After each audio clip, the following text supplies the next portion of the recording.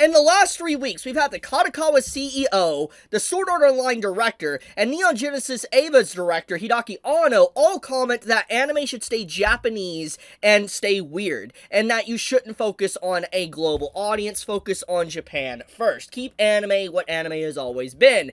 You realize how insane it is that the CEO of Kadokawa said something like this? Like, to put this in perspective, we can look at the take that Neon Genesis Ava director Hideaki Anno said as a massive turning point, but then literally a week later, you have the Sword Art Online director also pretty much said focusing on too much global appeal could lead to failure. But now you have a CEO, a actual controller, someone that is in control of a monolithic company within Japan, one of the biggest companies that harbors anime, manga, light novels, and even games. Like, Kadokawa, to give a brief little thing here for those that, might know this from the gaming industry, they control FromSoft.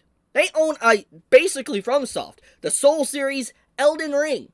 Kadokawa is massive. They have so many different monolithic titles under their belt that if you actually scroll through everything, it would blow your freaking mind, because a lot of stuff is basically attached to them.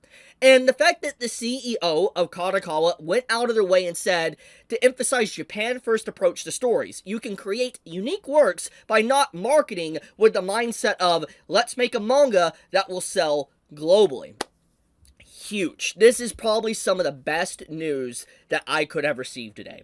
And let's just get right into this, because obviously there's clearly a wave. There is a shift, a turning point, so to speak, within Japan, especially with these creators and industry veterans, people that have been in the anime industry for a while. There is definitely a voice that is starting to gain momentum within the community, and that is anime wants to stay like it wants to be, how it always has been. And a lot of these creators don't want to shift the approach of anime to appeal globally and remove what has always made anime so appealing to people globally.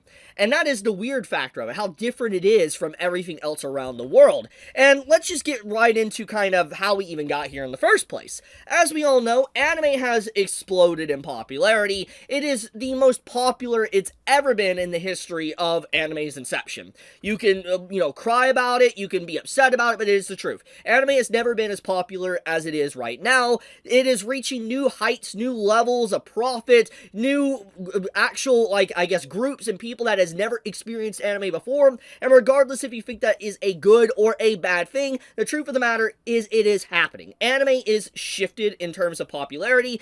About 10 years ago, if you were in school watching something like Sword Art Online or any form of anime, they would look at you and you would potentially be thrown into a locker, into a trash can, or mocked for it, called a weirdo, a nerd, a social outcast, so to speak, for watching anime. I know for a fact, when I was in school, back in the early 2000s, I remember for a fact, if you even mentioned Dragon Ball, you would be bullied. Yeah, I know that's a crazy thing to think about, but nowadays Dragon Ball is globally accepted. Everybody likes Dragon Ball, and certain shonen like Naruto, One Piece, etc. But if you were to talk about these series like Bleach, Naruto, One Piece, Dragon Ball, you would be bullied. You would be an outcast. You would be a loser in a lot of people's eyes. But the overall dynamic, the shift on how people view anime has changed considerably in the 2020s. Now, this has also led to a lot of other negatives, which I'm not going to retread old ground that I've covered in so many other videos.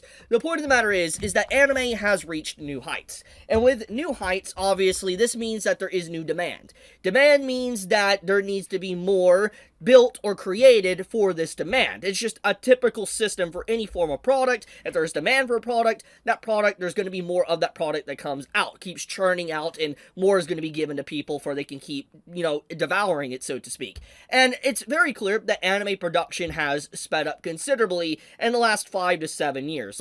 There is definitely a lot more shows now airing than there was stuff maybe 10 to 15 years ago. You have just a massive season. Every individual anime season, there is at least 30 to maybe even sometimes 40 anime airing in one season, which is ridiculous. This is something that happens every 3 months. There's these new shows, and it's just clear that the demand for anime has increased, which has caused a bunch of different issues with animators and stuff like that, but that's an entirely different issue. The point of the matter is that there has been a big concern, a big fear about anime for a very long time now that has been growing, and the voice has been growing for about a year and a half now. And that is, it's become increasingly obvious, thanks to the global appeal of anime, there is now this active push, these actors within the anime industry and manga industry, to actively censor or force the actual media to change from what it always has been, to conform to a global ideal, or sanitize itself to make it safe for global audiences,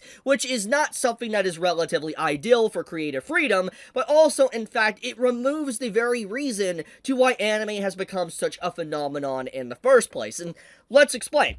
Obviously, anime now is more popular than ever, which I've already covered, but the reason why it's reached this level of popularity is because it is fundamentally different than everything else that the world is offering. For instance, you have Hollywood that's offered this same stuff over and over, Disney as well, Marvel and all that, and people have kind of grown tired of some of this stuff over the years and how safe it is or how sanitized it is. People just don't like how modern Hollywood is. You can see so many different people, so many different articles, dissections, analysis, retrospectives, all sorts of conversations around this topic from so many different creators, way more qualified than me to talk about this. But the point is that people shifted over to anime because it is fundamentally different.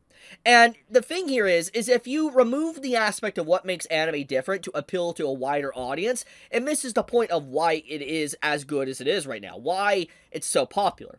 So this is a big fear that a lot of people have had, that if you focus on a global audience, anime will change. The very culture of anime, the themes, the vibes, everything will be completely different. And it will turn into a modern day Hollywood that is just a hollow husk of what it once was.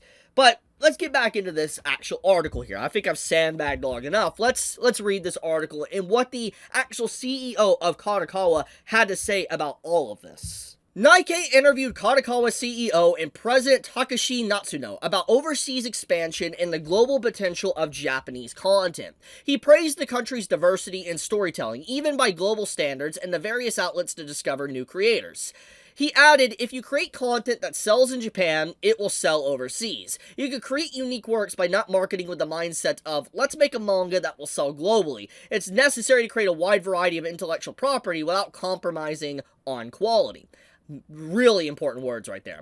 His words follow those of Ava's Hideaki Anno, who said that it's overseas fans who should adapt to Japanese works, praising the power that a uniquely Japanese approach has. Sword Art Online director Tomohiko Ito said just this week that being too conscious of global appeal may lead to failure, adding that the Japanese perception of what is liked overseas likely differs from what is actually popular overseas through daily shinsho.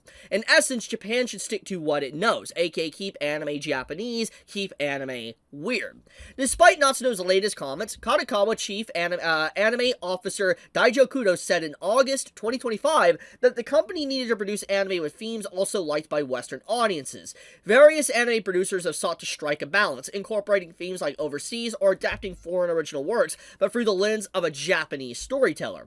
You can check out the full interview below, where Natsuno discusses the importance for Japanese companies to step into the ring overseas, citing low royalties from license, the need to lower bookstore return rates, and more on Kadokawa's global strategy. An update, Natsuno's quotes has also been updated from the more unique to unique. Okay, so that's the edit of this. So more or less, to get right into this, Kadokawa is taking a stance saying, the CEO, which is, like I said, the controller of the company, is that it's fine that anime is reaching popularity and it's reaching globally, but don't miss the point of why it's popular right now. It's popular because anime is different. And if you try to appeal to the global audience, it's not going to be the people that are actually enjoying anime. And so I hope that the CEO really means these words. Like, I hope this is not corpo speak, that he's just saying this to make it seem okay. I hope that this is actually good news, that he's really sticking by these statements and wants anime to be what it always has. Because if so, this is a massive change, a shift, honestly, that I really am happy to see. This is great news. We just got to see it actually in format, in theory, and how they actually do it, how they incorporate this, because it's fundamentally, we've already seen that a lot of anime, manga, and light novels are getting censored.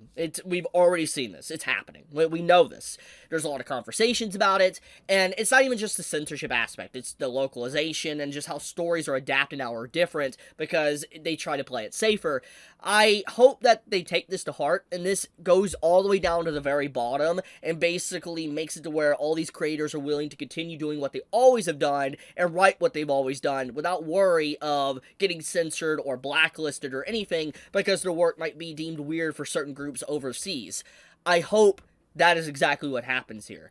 But overall, great news. Like I said, this is massive because the fact that it's not just like Hideaki Anno that's commented on this, but then the SAO director and then the CEO Kadokawa, this is not a coincidence. This happening back to back in under 2 weeks is something. That is something. These industry individuals talking about this so openly is big. And I feel like the CEO Kadokawa even saying something like this is going to cause a lot more people to speak out about this and comment on this situation. So this is going to cause a rippling effect or a domino effect to where this conversation is going to reach new heights than it ever actually has within the creator spaces within Japan.